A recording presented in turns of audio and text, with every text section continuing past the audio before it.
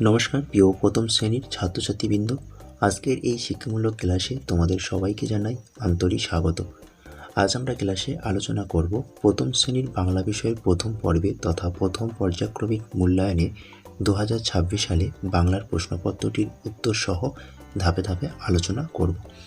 প্রতিটি প্রশ্নের উত্তর সহজ ও স্পষ্টভাবে ব্যাখ্যা করা হবে, যাতে তোমরা সহজে বিষয়টি বুঝতে পারো এবং পরীক্ষার জন্য ভালোভাবে প্রস্তুতি নিতে পারো। চলো আর দেরি না করে আমরা মূল আলোচনায় প্রবেশ করি।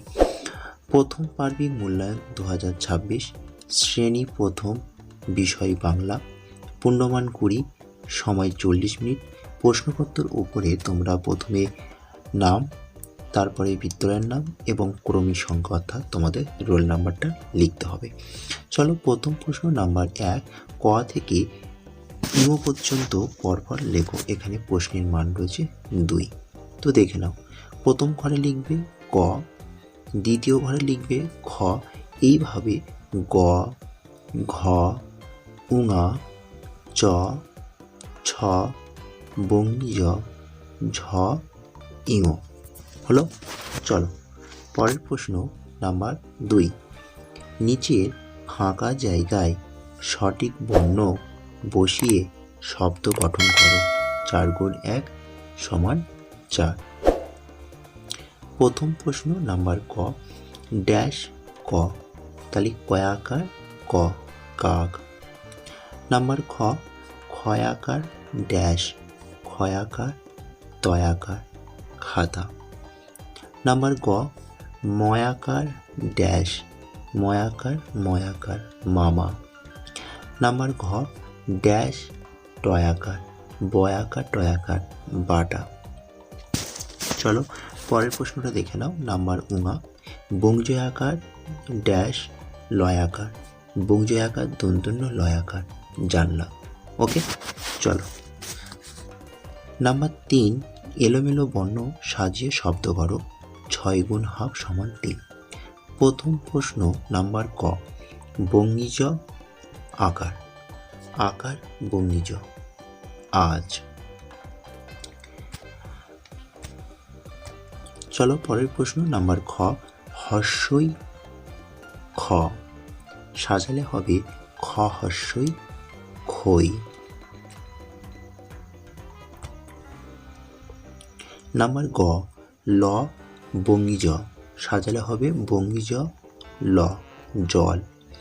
নাম্বার ঘ, ল ত হর্ষই, সাজিয়ে লিখলে হবে ত হর্ষই ল তিল। চলো পরের প্রশ্ন নাম্বার উঙা, ত রয়াকার, তাহলে এটাকে সাজালে হবে রয়াকার ত রাত। চলো পরের প্রশ্ন নাম্বার চ, ল ডয়াকার, সাজালে হবে ডয়াকার ল ডাল। হলো। চলো পরের প্রশ্ন নাম্বার 4, স্বরবর্ণের সাথে স্বরচিহ্ন মেলাও। 4 গুণ হাফ সমান 2। প্রথম প্রশ্ন নাম্বার ক, হর্ষই, তাহলে হর্ষই একটি স্বরবর্ণ এবং হর্ষের স্বরচিহ্ন তোমরা প্রত্যেকে জানো, তাহলে এটা। তাহলে তোমরা কি করবে, সুন্দর করে একটা তীর চিহ্ন দিয়ে দেবে। ওকে, চলো পরের প্রশ্ন নাম্বার খ, স্বরবর্ণ কী রয়েছে বলো তো, আকার, তাহলে আকার একটি স্বরবর্ণ, আকারের স্বরচিহ্ন হচ্ছে একটি দাঁড়ি, তাহলে এটা। এইভাবে চলো পরের প্রশ্ন নাম্বার গ, হর্ষ, হর্ষ চিহ্ন, একার, একারের চিহ্ন। চলো পরের পেজে।